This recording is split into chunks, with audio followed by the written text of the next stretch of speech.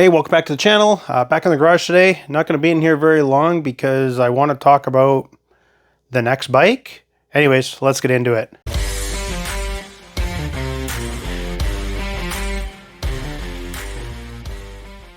So this weekend, my wife, my daughter, and I, we actually went out looking at used bikes, as well as we went to Harley Davidson dealership to see if they had any new bikes there. Some of the 2025s. They only had three. Street Glide.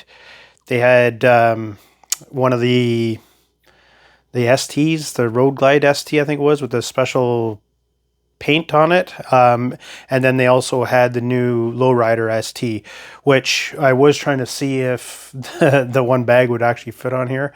I'm not 100% sure. I should have asked, but I don't know if it will fit on the Sport Glide. Anyways, I don't need them right now. At least that's what my wife said. Anyways, we went looking because my daughter, she's coming up to getting her full M license. She's had her M1, M2 for about 2 years now. So this will be her third-ish year riding. So we were thinking it's almost time for her to graduate to not necessarily a bigger bike, but a newer bike. My son may or may not get his license. He does want it, but then he doesn't want it. So we're not forcing him. But anyways, we got to deal with my daughter regardless. She loves this bike. She doesn't want us to get rid of it. So that might be the option we go with because, hey, why not if she likes the bike? She does want more power because she knows this is very severely underpowered for doing some of the stuff she wants to do. But I'm okay with that because that means she goes a lot slower. However, if my son does get his license, we will need the extra bike because my wife does not want her going up to a bigger bike because I said, well, if we don't get another bike, she might have to ride the Harley. My wife wasn't having that. But so I haven't seen a lot of videos on next bike. You see a lot of videos on beginner bike. So I want to explore what is an intermediate bike or the best intermediate bike. Again, that's going to all depend on the rider. This was my beginner bike, my intermediate bike, and my long-term bike. So I don't necessarily think you always have to start on a beginner bike. It will all depend on who you are. Obviously, I wanted my daughter on something a lot smaller than a big Harley. But yeah, the rest of this video is going to be me at the desk talking over video maybe. But yeah, let's go see what ChatGPT thinks is the best intermediate bike. Let's go.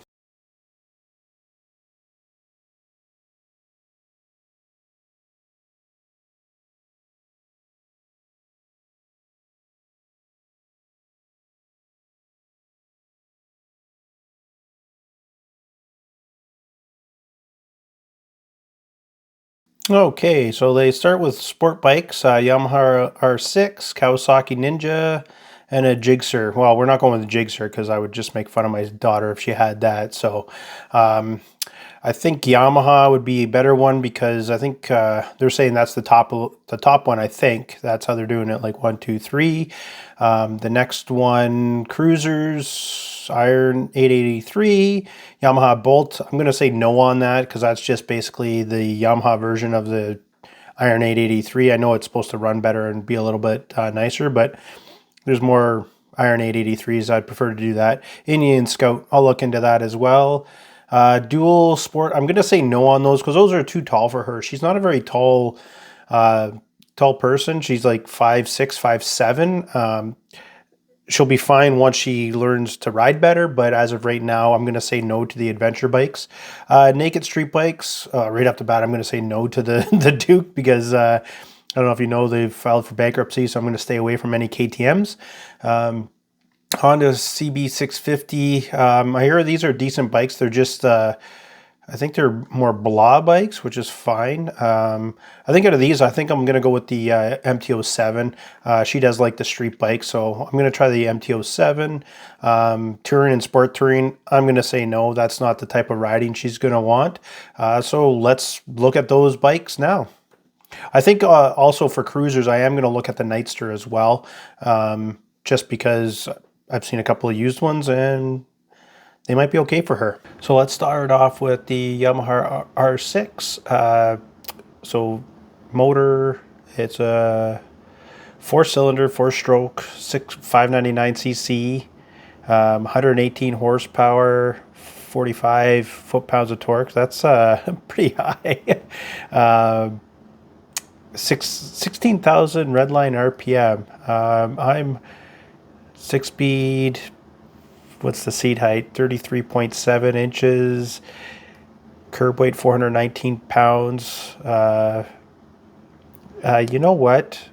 I think the fact that this thing has 118 horsepower and it revs to 16,000, I'm going to cut that one out of my intermediate for my daughter. I think that's going to be a no. Let's go with no for the R6. So next up, the Harley Davidson Iron 883 has the 883 V-twin. Horsepower is about 50. Although we can do things with that, right? 50 horsepower, about 52 pounds-feet of torque. It is up from the Royal Enfield for sure. Seat height, 30 inches. That's not too bad. She should be okay with that. I've seen used Iron 883s, you know, anywhere from low end 5,000 up to, you know, still into the 13,000, 15,000 range. So that one's not too bad, provided the price. So now let's go to the Indian Scout. Indian Scout has a V-twin 1200. I think they have the Scout 60, which is 1,000 cc's. Max horsepower is 100 horsepower, about 72 pound-feet of torque. The rev range is in the Redline 6000, so the RPMs are a lot lower, so that's a lot better than that R6. I can tell you that. Let's see what the seat height.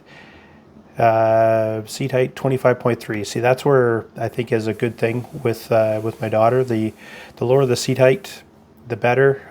I think the Scout 60 is a little bit better of a spot. Now, the one thing here, it does have a little bit more electronics on it for her, depending on which one you get. Now I'm looking at used. Now the used bikes I've seen for these are still pretty expensive. Like I could get a used Scout 60 for more than I could buy a brand new Nightster. So we're going to go with maybe right there. So I'm going to say right now, the Iron, mainly because of the power, Scout 60 just underneath that, just because of the horsepower on there. Let's look at the Nightster actually. So the Nightster is the V-twin, 975, 90 horsepower, 52 pounds-feet of torque. So in and around what the Scout 60 would be. So that's not too bad. Rev range is higher though, 9,500. It's a fun bike. I've ridden this one. This is the only one out of all of these that I've actually ridden. Seat height 29 inches, so that is a little bit higher than the Scout. So the Scout would be a lot easier for her to manage. One thing I didn't look at is the weight. So curb weight is 487. Let's see what the Scout was. 558 for the Scout. So it is a little bit more higher. I think the Scout 60 must be a little bit lower, but that's a lot lighter, the Nightster. I do like that aspect. 487. That's quite a bit of weight savings on that one. So I think that bumps the and that you can actually, I've seen those ones there you can get for Canadian just over 10 grand. About $11,000 used, pretty much brand new. Only I've seen them and they have like 1,000 kilometers on it only. So the last one's the MT07. Let's have a look at that.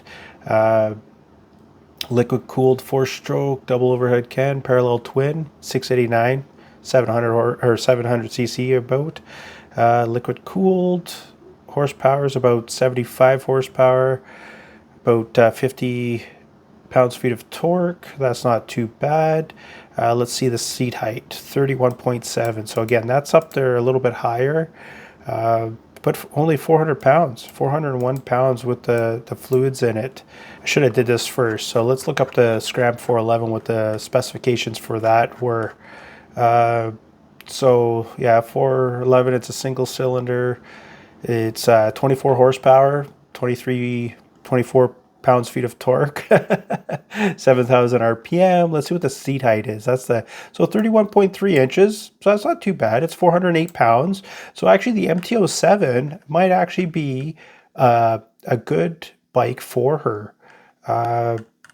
Let me get back there because the weight is about the same. It's actually like 7 pounds lighter. And the seat height is 0.3 inches higher. So I don't think she's even going to notice that. And she's going to be getting a lot more horsepower, a lot more torque. And the pricing on those would be about similar. I should be able to get that under $10,000. So yeah, that might be the route to go, is the Yamaha MT07. So I mean, I would love for my daughter to actually go ahead and get the Harley or the Indian because I'm selfish that way. But the MT07, it's a little bit lighter, about the same height, a lot more horsepower. I think that might be the actual decision to go with. What do you guys think? Do you think that it would be a good next intermediate bike, a nice stepping stone, or should I go after my urges and get the Indian or the Harley Davidson? Anyways, until next time, later.